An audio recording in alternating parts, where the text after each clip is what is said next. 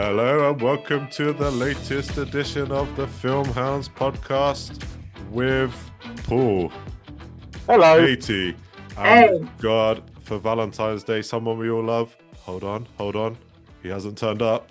So we've got Gavin instead. Woohoo! Hey. Editor, back. Editor-In-Chief. The Editor-in-Cheese. Editor-In-Chief. He doesn't like cheese. We've He established doesn't that. like cheese. The editor-in-chief is here, so best behaviour from everyone tonight. No shenanigans, no fun. Straight to business. We never have fun. We're a serious film podcast for serious cinephiles. Serious hounds. We're serious hounds. We are. We're serious canines. That's how serious we are. We're not even hounds. We're canines. That's how serious it is. Cinema. Specific. Gavin, when did you last come on? Because it was a while ago. That is a while ago. Was it the Oscars? I don't Remember think I wasn't invited for that one. Oh no. Was it the BAFTAs? You did one where you went through the nominees. It was you. Yes, it was. Yeah, so Was a it year. BAFTA? It's been a year It's been ago. a year. Jeez, man. We've not seen you in a year. Where you been, man? Why doesn't Dad love us anymore? Oh, I've been on many an adventure. It's because you're a nightmare, Paul. I was about to say me. I'm the nightmare. So I've not been invited back. I think we have invited you, but you've been busy. Very, very much so. But you're here and you're ready to talk about films. So we're going to talk about what's out this week, Katie. What are you laughing at? Because I don't wear my glasses and I couldn't read what it said. That's why I've got my glasses on now.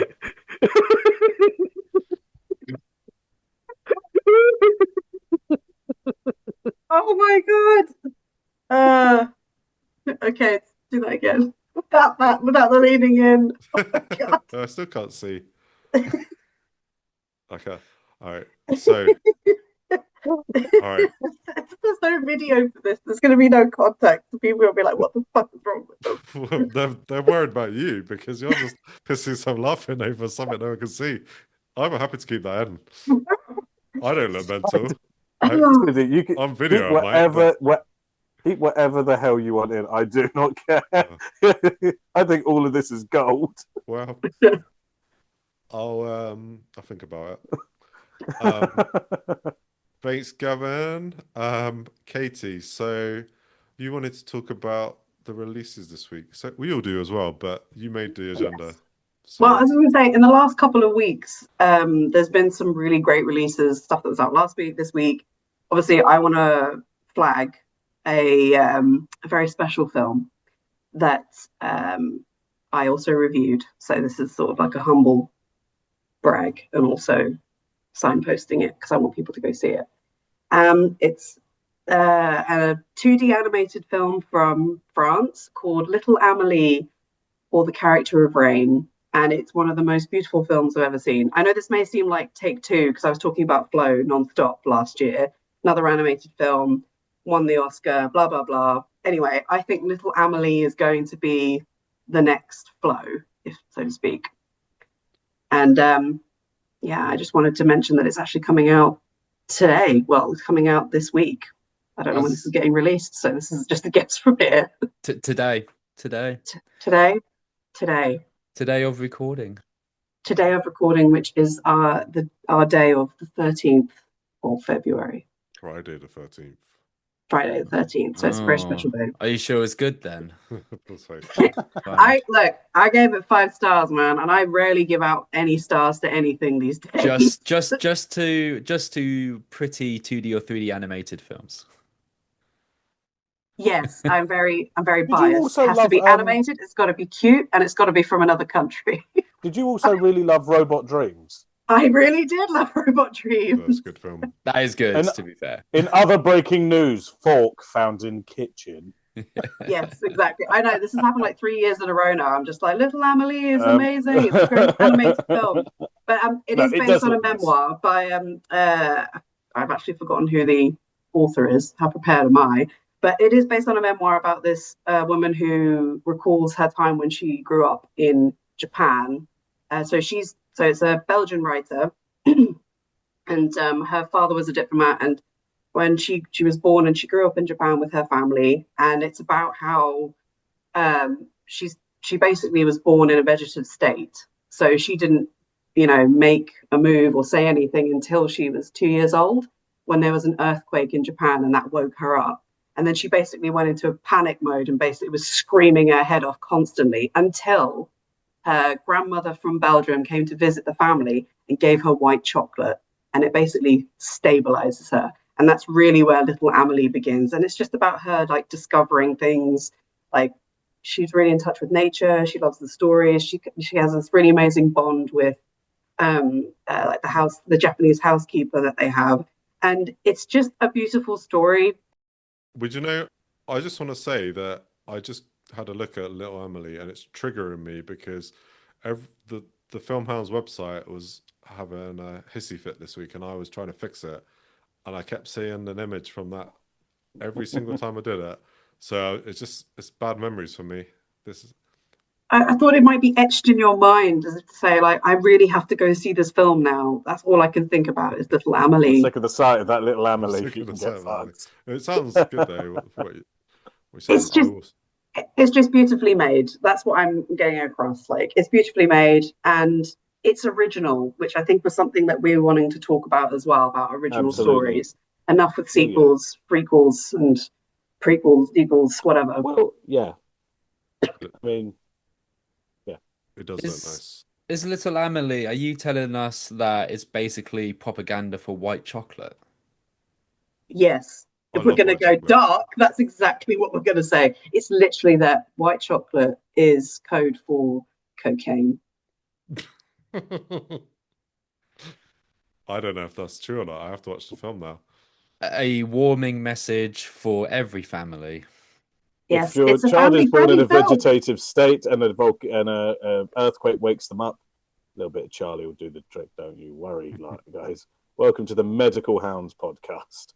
A little bit of blow, jobs are good.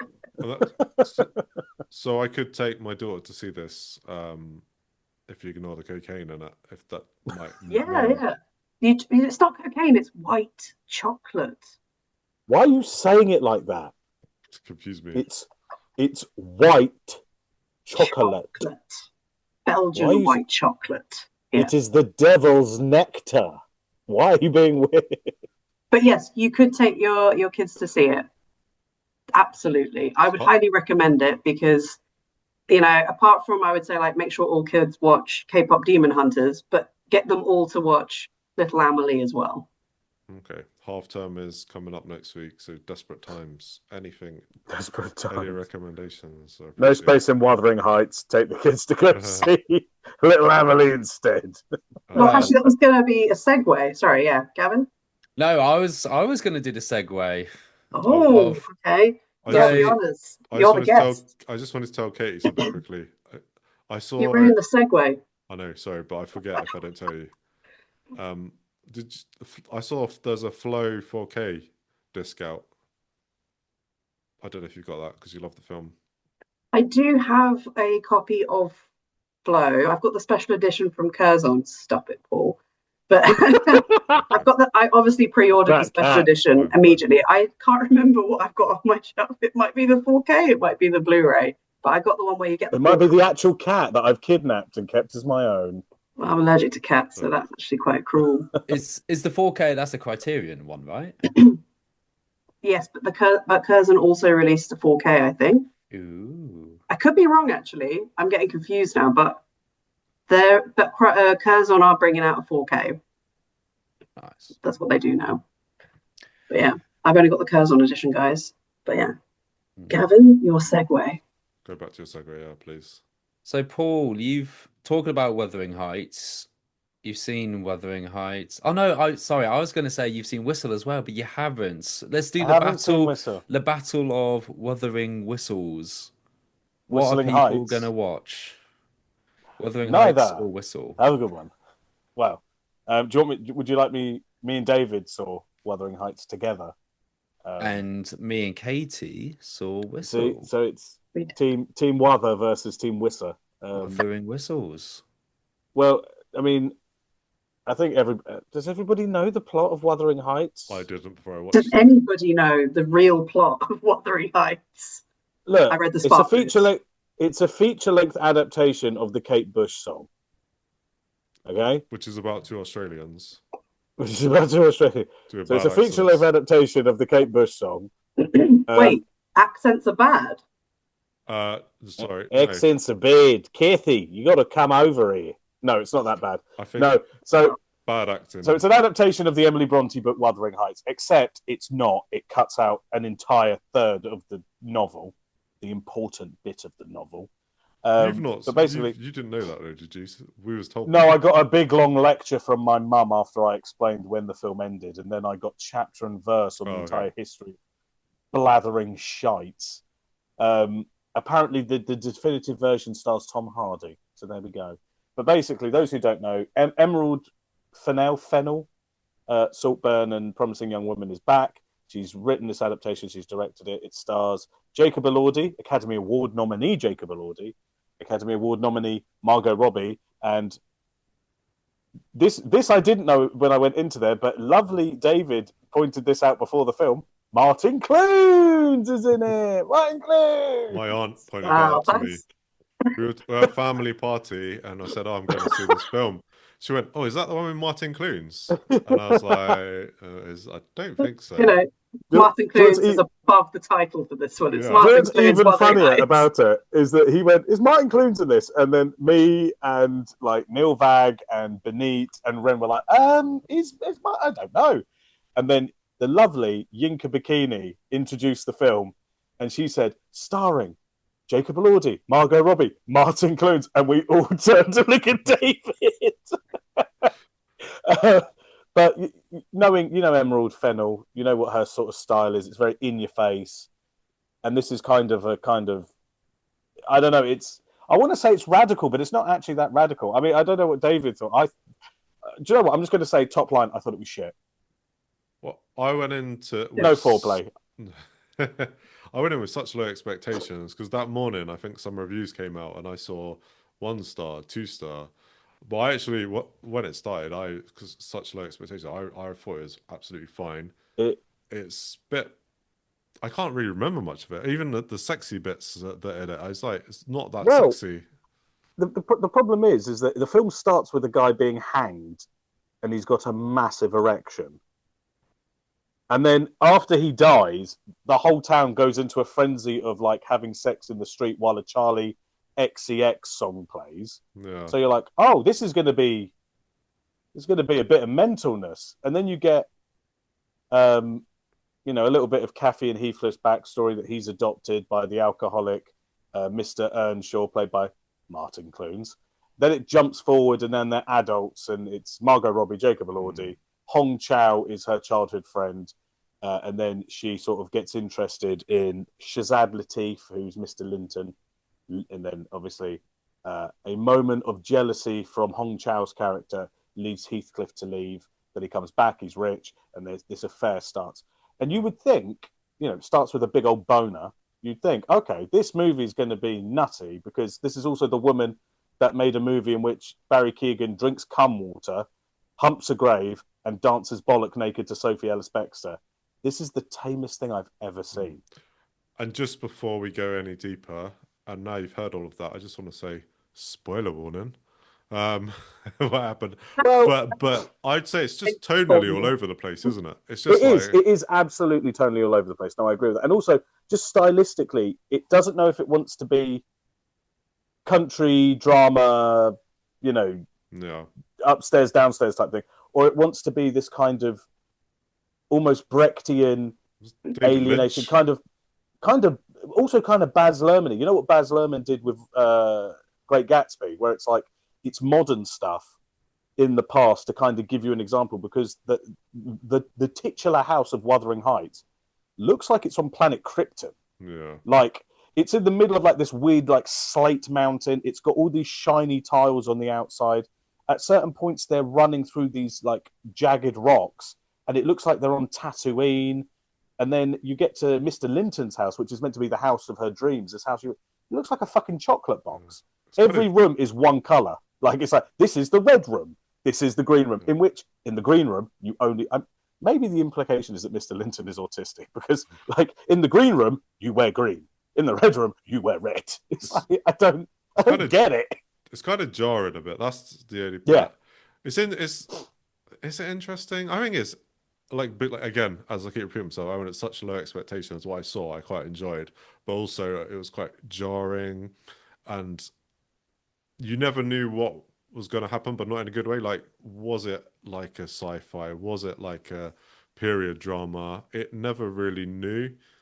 It did. I think. Yeah. And the acting was a bit ropey. Well, I think it was supposed to be, but I think everyone was in a different film. That's the problem. That's it actually. Like everyone, like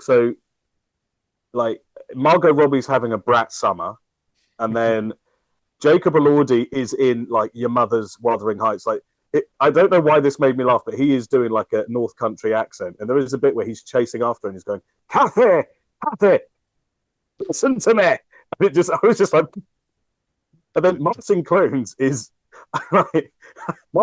in Blackadder.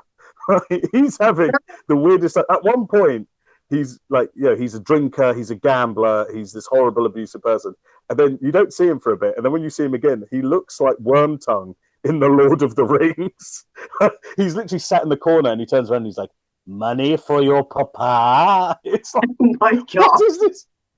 Honestly, with these massive teeth, this scraggly hair, and he's like, "May give me money, Kathy." It's nuts. A bit like Harry Enfield, a Harry Enfield sketch. He did look like Harry Enfield.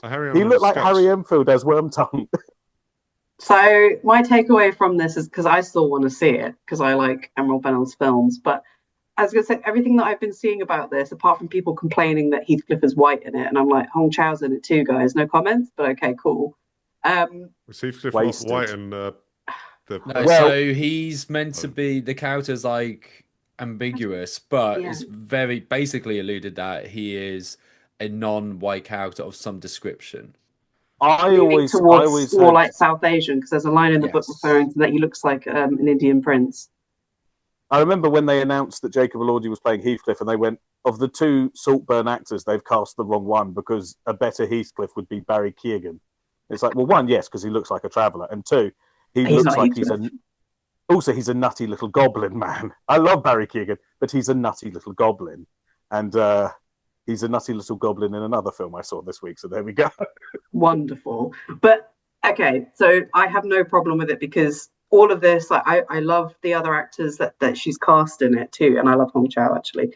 So, but the thing is, everyone's missing the point of this film, and I'm saying this without having seen it, that everything that you guys are describing it's a fantasy.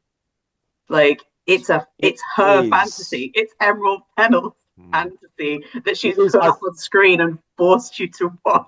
I think the problem is that in the same way that had you called Saltburn the Talented Mr. Ripley, people would be like, I mean, a bit, but not really. This is not really Wuthering Heights. It's kind of so if they called it anything else, if they'd called it, The Manor of Earnshaw Family, you'd be like, well, it's a bit Wuthering Heights, but like they've also got Wuthering Heights in quotations, so I think that's a big hit. It's a big hint. I don't think the Charlie XCX songs work in the film at all. I didn't mind it. I didn't mind it. It's just every so often there'd be a really slow, kind of Irishy sounding, drony song, and I'd be like, "Oh, guys, come on now, let's get." You know what? Where's Martin Clunes? What's he up to? Well, I said it's all over the place, really. Like the music, yeah, it is. Charlie XCX, that type of music. It's just totally. There is a scene I thought was particularly good. I don't know how spoilery this is. I don't know if I should. But basically, if you think it's a spoiler, or you feel like it's going to be a spoiler, just don't say it. Yeah. Basically, it involves one character seductively asking for consent, which I thought was actually very sexy. Because consent is sexy, children. There we go. That's the teacher in the room. Yeah. I think that the highlight of the film is Alison Oliver, who she is good. Isabel. She could have had a whole film of that character, and I think it would have been better than. I didn't realise that she was the sister from Saltburn. I didn't realise, because she looks totally different. Like I saw her in Task the HBO show, and it was just I've not bugging seen me a bit the whole way through. And I was like, "Who is this woman? Who is she?" Yeah, no, And I looked after her. So she's a really good actress as well, yeah, because she is. Yeah, she's she can fantastic. play And I think different. she is the best thing about the film, I think. Yeah, by To wrap up this segment, I have a question for somebody who hasn't not very familiar with Wuthering Heights. I would not claim to have read the original book, and for somebody whose opinion of Emerald Fennell is terrific director, terrible writer, what am I going to get out of Wuthering Heights? Is it going to be terrible for me, or am I going to come round to it, or am I just going to still think, yeah, she could direct, but she can't write? I think If she can't write still. If you feel that way, I think you'll still feel the same. I don't know, because I really think Promising Young Woman is a fantastic film. That until the last 5 minutes, but yes, it is. That's And a very it is. Yeah, she. I don't hate the last 5 minutes. Wait, She can write in Promising- that, except the last 5 minutes, and does a lot of it. It's her worst Wait, film, I think. in the last 5 minutes, of Promising Young Woman, did you like it or did you hate it? Oh, I hated it. So that's not liked the it. original ending. Oh, That she was forced to change the original ending because they said it's too fucking bleak. Change it.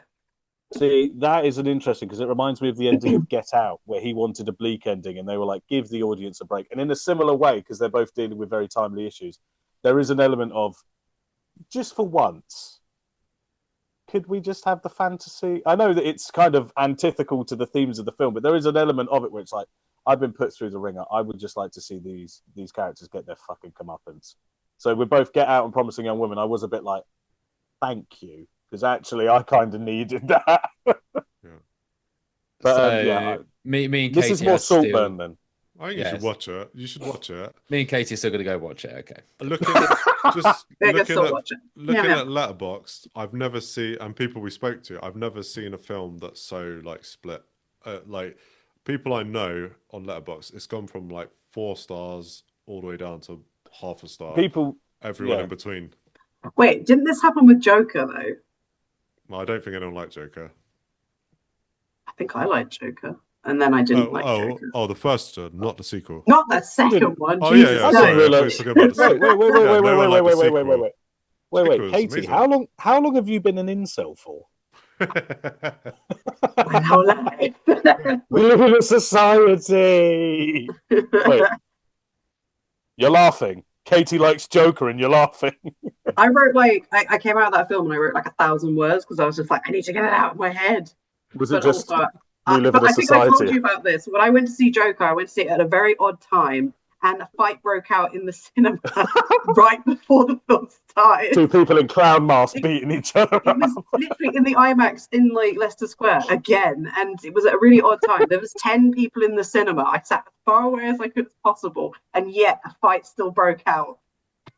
They had to get the staff in. It was just ridiculous. And then the film started, and everyone was like, Instead of the Megalopolis live performance thing, we should have absolutely had a fight in every Joker screening. One guy in a mask just goes, "Hey, get what you fucking deserve."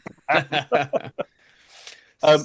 should have coordinated that better. But yeah, that's a bit of a shock. We've wuthered some heights, but I want to hear about a film that's got a cool piece of merch attached to it.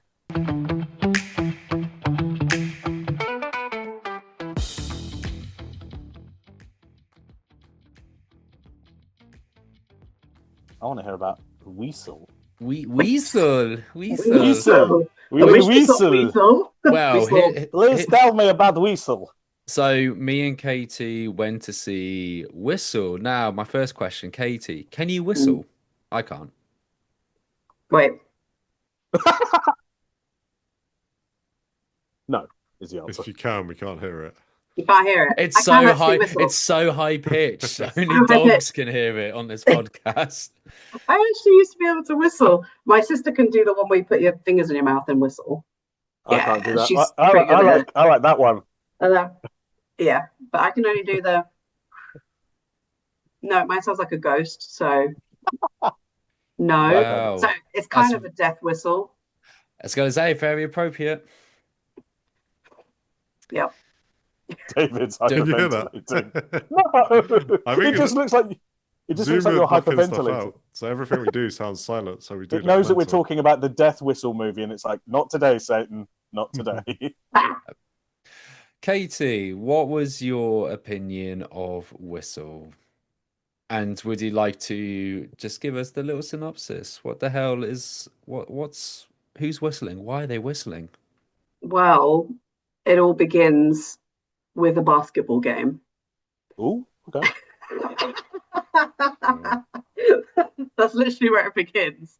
And basketball. There's a guy playing basketball and he's doing really well. And then suddenly, just as he's about to score a so-called winning shot, goal, whatever, he sees a haunting figure that looks very much like him, all wispy and like ghostly. This freaks this guy the hell out. Instead of celebrating with his teammates, he runs right out the door and he goes into his locker and he pulls out Gavin, where's the prop? Hey! And he pulls out this thing here.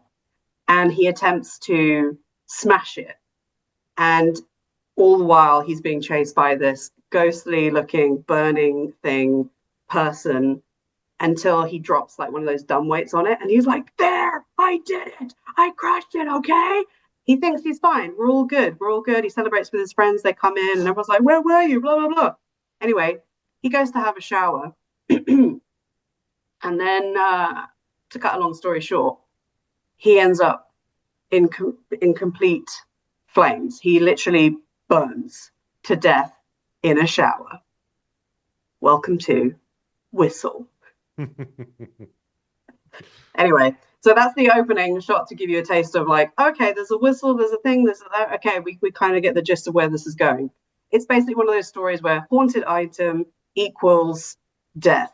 And where better to set this than an American high school, as the director kept saying. He was very excited to direct a film that was about an American high school with teenagers, and it's a horror film. So it's a classic teen horror movie.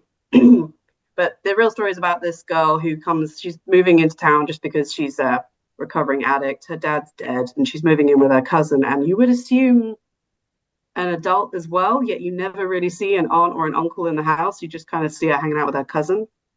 Anyway, first day at school, what's in her locker? Gavin. Is it a monkey with a drum? Close. Haunted item number 2. It's not monkey with a drum. It is a Aztec-looking, Mayan-looking whistle thing. Anyway. It's not the most inviting of props, if I'm honest with you. Like, it's at least weird, a monkey's kind of cute, where you'd be like, it's a cute little monkey playing the drums. That's kind of cute. Even the hand in Talk to Me is kind of a cute looking hand. That whistle looks fucked up. But which I imagine I've probably taken the words out of Katie's mouth, is it acts like the One Ring, where it talks to you and it entices you to blow the whistle, which I was not expecting. I thought that was a really cool aspect of the because whistle. If I saw something that looked like, looked like something out of Lord of the Rings, I'd be like, well, I'm definitely not putting my lips around that. Like, fuck that noise.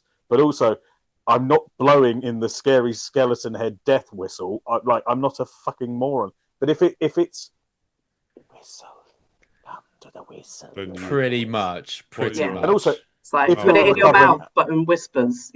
I suppose if you're a recovering addict as well, then a voice going, "Just one blow will be enough. Come to the whistle." Okay, that makes more sense. All right. I'll let you off the hook, Corin Hardy. I'll let you off the hook. But yeah, and then obviously she finds the whistle in her locker, and then in the introduction, exposition scene, she ends up meeting a couple of other students, and they together create the Breakfast Club, basically. And they all get detention, and they end up in Nick Frost's detention. Because yes, Nick Frost is in this movie as a teacher. I don't know what he's teaching, though. I'm going to assume history, because he gets really interested when he sees this whistle pop up. And obviously he heads. Maybe he's a music teacher. He might be a music teacher, and he's like, ooh. A music teacher with Aztec imagery all over the classroom. A little bit of cultural appropriation. There's nothing wrong with that. Absolutely. Why is Nick Frost in this movie? We don't know. That's probably the biggest mystery. But Anyway, so we learn pretty quick that if you blow this whistle and you hear it, if you hear the whistle, it summons your own death. And then chaos ensues as all these people try and fight their own death, who it will inevitably come after them in horrific ways. In fact, there's one kill that actually everyone got very, very excited about. It was signposted by the director at the beginning, but he didn't say what it was. But when it happened, everybody knew because people were clapping after they saw this guy die. I will back that up. I don't think I've actually seen a kill like it before. It is very cool, really well done, terrific. I was just about to say before you said this sounds a bit boring, but now I'm like, actually, well, it sounds a little bit like The Ring. You know, you do the thing, like every horror movie you've ever heard of with a haunted item. You know, it's got a fair bit of Final Destination to it of outrunning death, but the cool twist with it is it's a whistle. This is your death. So even if you as I think of, if you survive this somehow, this is how you're gonna die. So when people are being lit or burning alive, so that would be their death. You know, who knows whether they'll be 40, 50, 60, 70, 80 when it happens, but that is their death, is that they somehow get set on fire. Yeah. And there is a case of, like, you know, one character, the death comes after them. It's clearly like, oh, they die of old age because it's a classic creepy old Yeah, wearing devil horns. Well, she eventually wears devil horns. But yeah. Okay, David. Okay, so that's interesting because I do like the director Corin Hardy, because I liked his debut film, The Hallow. Did you guys see The Hallow? Haven't seen it, but terrific little woodland-based horror film where this couple moved to the Republic of Ireland, and their house is actually set deep within the woods of the Hallow, and it's like these. It's kind of not a haunted movie, but they're like little goblin creatures that start attacking the house because they want the baby that's in the house. So it's like like fairies. Fairies. Yeah, like kind of spirits of the forest type things. But it's very grungy, and they're kind of like done with animatronics and like makeup and stuff. So I actually, because he did The Nun, didn't he? Yes. I didn't hate The Nun. My question for you... I didn't love The Nun, but I didn't hate The Nun. Quick question for you, Paul, for The Hallow. Is it a horror comedy? No. Or is it... Okay. I'm very intrigued to... if you'd agree with me or disagree with me, Katie, on this. My biggest issue with Whistle is that it should have been a horror comedy, but it's not. They really lean into a lot of the kind of tropes and conventions of the teenage high school horror. Oh, is it like one's a grunger, one's a bitch, there's a jock, there's there's a loser, there's a woman who works in a hospital, but she's clearly 17, and you're like, what's happening? When you said that they formed the Breakfast Club and Nick Frost, you're like, oh, so this is a horror comedy then? Because this is the thing. Like, tonally, it's all over the place. It feels like Corin is trying to push for it to be a comedy, but there's a lot of aspects where I think, as an audience in that screening, there were definitely a lot of times we were laughing at the film, but there are parts where I feel like we were laughing with it, but I don't think the film is sure. It feels like really the film was trying to push for it to be serious. So I really wish, like, if they just really lean into it and took the piss out of these tropes and really made a horror comedy, it would work far better. I think I agree with that one. It should have been a comedy. This is why I was like, why is Nick Frost in this? He's not really being a serious character. He's literally just there to be an extra kill. And I think that was kind of underused. Also, when you said Final Destination, that kind of also, because Final Destination started out as kind of a serious horror thriller, and then they were like, oh, this is actually kind of stupid. Shall we make it stupid then? And the sequels got progressively funnier. I could see that with Whistle. If they, if this does well and they do a... Whistle 2. Whistle 2, blow. 2 Whistle. Don't blow it. But as I say, they did sequel bait. They did sequel bait at the end. Oh, did they? Well, I don't know whether sequel bait or more of just a last laugh. But if It's kind of they, like their last grasp, like maybe Mm. this could be something. Who released this film? Black Bear Okay, it's not like of massive. immaculate fame. Immaculate. but I could see this, if they did a sequel and they actually really lean into it being a horror comedy, I could see that working. It could be good. I have to say, like, I think I've already said this to someone, but I thought that once a particular death happens, I couldn't let it go, and I was kind of checked out because I felt that the main character did another character very dirty. Okay. Yeah. See, so, after that happens, I just couldn't let that go, and I was not invested. I was like, everybody should die in this film, and that would be a terrific ending. That is interesting. I mean, but plus side, original movie. We love an original movie. Semi-original. So actually, because I've got the list up here for the films, and I actually want to hark back because I'm assuming they're still going to be in cinemas. So for Friday, where's the calendar? So Friday, 6th of February, so a week before us recording this. What an insane weekend of releases. All the big releases, all original as well. Send Help, My Father's Shadow. Oh my gosh, where's my list from that last week? Because I did a whole TikTok about it.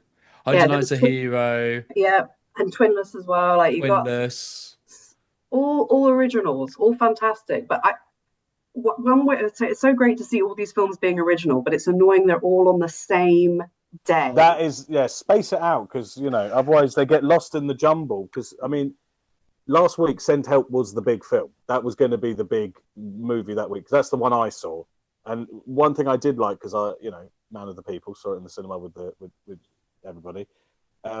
Opening night on a Thursday, pretty busy for like a quite late showing. For Send Help. And for Send Help. And the only trailer that wasn't original was for Scream. All the others, Whistle, Good Luck, Have Fun, Don't Die, They Will Kill You. There was like two others.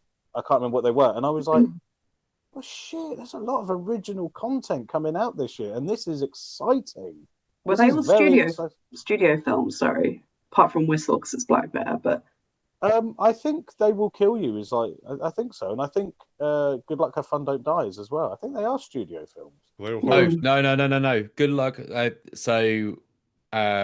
When I was there in front of Gore Verbinski, he made it very clear Good Luck, Have Fun, Don't Die is a truly independent film. Oh, is it? Oh, yes. Even better. Yes, even better.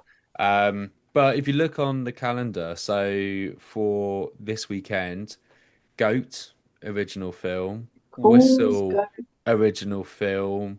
Well, you say Little Amélie is based off a memoir. Yes, but it's hardly a Marvel comic. Yeah, and you got things like The President's Cake. Again, I don't know whether that's based off anything. But if you talk about spacing it out, the week after, Friday 20th, you got The Moment. You've got If I Had Legs, I'd Kick You. You've got The Secret Agent. You've got Waste Man. Good Luck, Have Fun, Don't Die. Cold Storage.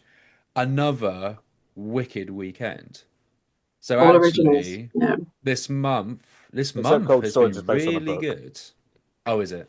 So when's the new Scream film? The new Scream film out? That's what I'm waiting for, Gavin. No. It's March, isn't it? When is the new scary movie out? It's interesting that all these films, like all the original ones, I don't want to say dumped, but are all getting crammed into February, which is a bit strange because obviously we're in the middle. Well, we're in the middle or midst of awards frenzy because obviously next Sunday is the BAFTAs, right? And so like a lot of cinemas tend to bring back all these award nominated films, usually the bigger ones. Just saying, it's usually the bigger ones that come back. It's never the small ones that you barely see. So I don't know if it's sort of like, let's make sure all these films get their time in the cinema, even if it's just for a week. Because, it is a bizarre one. I mean, have you guys seen Send Help out of interest? No. Oh yeah. Yes. I might see it. Would Yes. recommend. Really good screenplay. I'll By back two very Paul talented up. writers. I'd like to. Let's. Yeah, Paul has made Really a name well for written. himself on Really X. well written, guys. But no, I actually did love Send Help. I thought that was really good. I liked it. And looking ahead, Friday, February 27th. Yes. Sirat. Ooh. Which has anybody seen that? No, I'm excited to see it. Oh my Because god, I everyone cannot kept wait to talking talk about it. about it. Everyone was talking about it. It was at Cannes, wasn't it? Because I Yeah, feel yeah. like this was one that everyone was like, "Oh my god, Sirat," and I was like, "Right, who's got it?" I think Neon had it for the US, So possibly. going back to previous episodes, I was invited because I sometimes get with being with the Gallica critic group, I sometimes get a lot of US event invites, which I obviously can't go to.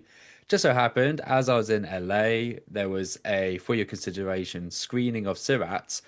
Wasn't just a screening, they had the composer, Canning Ray, performing the music live. And it was Oh, actually at a gig venue.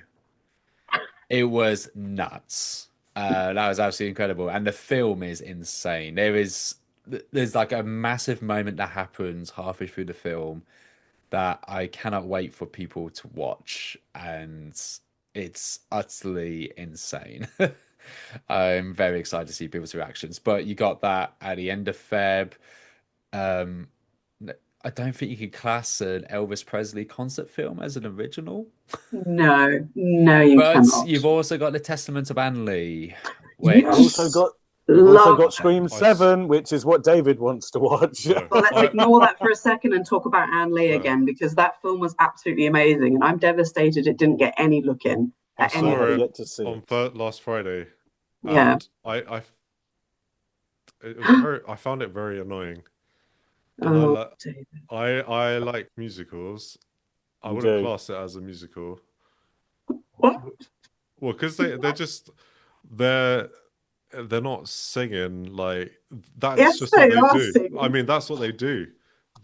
They're the Quakers, and they sing like that. Shakers. Shakers, sorry. I don't know. I liked it, but Quaking Shakers, Quaking the Shaking Shakers. Quakers, that was it. Yeah. I And they just turned into the Shakers. There's I a difference between shaking and quaking, apparently.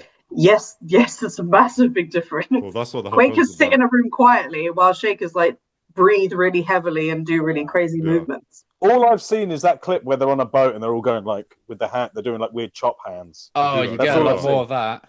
You get Yeah, a That's lot all I've more. seen. It is, And I'm like, and it's what is this beautiful. film? There's quite I a lot think of it's, that, Paul. Quite a lot I of that. so I didn't when I bought a ticket to this at LFF and I didn't actually know it was a musical. So as soon as it started, I was like, oh, at first I was like, oh, I hope they stop singing. And then by the end of it, I was like, I hope they never stop Oh singing. no. This is amazing. I went the opposite way around, Katie. I was like, oh, this is quite good. It looks good, looks great, it's interesting. But then the more it went on, and more, but I think it was just because they are annoying. Like the characters are annoying. Even the other characters find them annoying. So I was like, I felt like I was in the film being like, can you please stop doing your fucking shit? But Yeah, to Can be you fair, stop it's a religious quaking? group, Quaking. and I'd be very annoyed if a religious group was, on my doorstep doing really dumb things. So I do understand that, and Is because that what usually I'm Jehovah's not Witnesses need to do? They need to just exactly. be If like, there was a whole have you bunch heard of the good Jehovah's news? Witnesses like started dancing and singing on my doorstep, I would be very annoyed. So I do understand that, and usually I don't really enjoy films that are heavily about religion, but there was something about this film. I don't agree with their beliefs at all in the film, but I do appreciate how the story's told. But you And can't deny those moves. I can't deny, and also I just wanted to see them do their moves. I just wanted the movements over and over again. It's great. So, I liked part of it, but it just went on a bit too long. I literally was in Picture House and my arse was getting numb, and I kept trying to move slightly, and the chairs just kept throwing me back. So whenever I moved, I was like, oh, God. But It's like you're in the film. I was in the film, yeah. Too busy shaking. Two is a shaker. So the takeaway is February is a banger month. Get out to your cinemas, support your local cinema if it's playing these. Because yes, I know there's probably going to be a lot of this where it's going to be in like 5 London cinemas for 5 days, and that is it. But if you can go out, watch it. There's some seriously good stuff out there. Go out, get bankrupt, go to the cinema. Yeah. Absolutely. What was it that John Waters said? Go out, see a fucked up film. Yeah, literally. We've just named a whole bunch, so take your pick. Well, the one I'm looking for. I really want to see Good Luck, Have Fun, Don't Die. That song is an earworm. Yeah, like, do you know what? After that screening, I could not stop. I couldn't get it out of my head. Also, it's got like a really stacked cast led by absolute legend Sam Rockwell, one of the best. He's such a good weirdo, and he's very good. He's a very good weirdo. So good. He's very funny. The trailer alone, the trailer has 6 solid belly laughs in it. So, if the movie can maintain that pace, it could be. It basically does. It could be a top 10 of the year for me because, well, this is the thing. It looks like it's up my alley. I mean, just like Send Help looked like it would be my thing, and it was my thing. And Send Help was bloody marvelous and really well written. When's was it Hail Mary out? March. Oh, soon as well. March is looking pretty good too. Oh my god, yeah. That is a stacked month. I think I've said it before. Stop making films. There's too many films for me to see. I cannot keep up. Make 1 film per year, please. With the amount of emails I get every day, I'm starting to feel everybody's like, oh, there's hardly anything out there. I can promise you, there are so many films out there. I get 50 emails a day. But there is one film I watched recently that comes out in March. I'm not going to talk about it here because I will not stop talking about it. That's for another podcast episode. But I would not stop raving about it. I will say, I can't go into details yet. I'll do it on another podcast. But I saw 3 films this week. I saw a prestige movie, a crime movie, and a one man in a room movie. And can someone tell me why Danny Dyer going apeshit in a room was the best film I watched this week?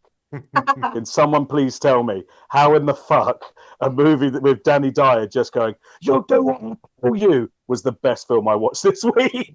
I can answer that question. It's because you're hoping to get another PR package. Don't know what I'm going to get out of this PR package from this Danny Dyer, apart from a little wireless headset, because he wears that a lot. But he'll come into your house. He's going to come into your house and he's going to take over one of your rooms. Yeah. I would love that. Danny Dyer's a legend, mate. If you love that film, you would love EastEnders. I do like EastEnders. And on that note, we're done for this week. Thanks for joining us this week, and a special thank you to Gavin for joining us again. We were saying we haven't seen you in a year, but now you can't stay away. You can't stay away. Well, it's nice to be invited. We'll invite you back again. Yay. Do remember that we are in print, we are online, and we are in your ears. And just a flag that we do have the latest print issue available out to buy, to purchase, to read. So please head to the FILMHOUNDS website to get yourself a copy. And we won't see you, but you'll see us or hear us on the next episode. Bye. Wait, Gavin, blow the whistle. This might be quite loud. Silence on the recording. Oh, really? Yeah. It doesn't pick up anything like that. That's so funny.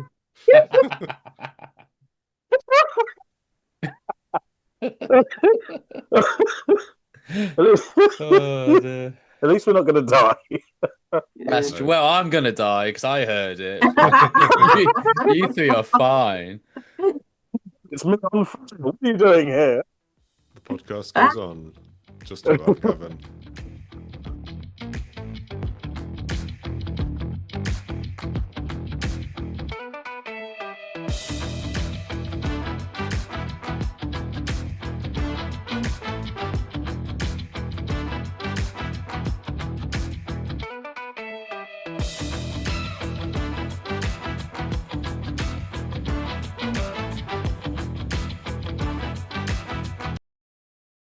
He is Holly Willoughby. I am Holly Willoughby. I also jump queues.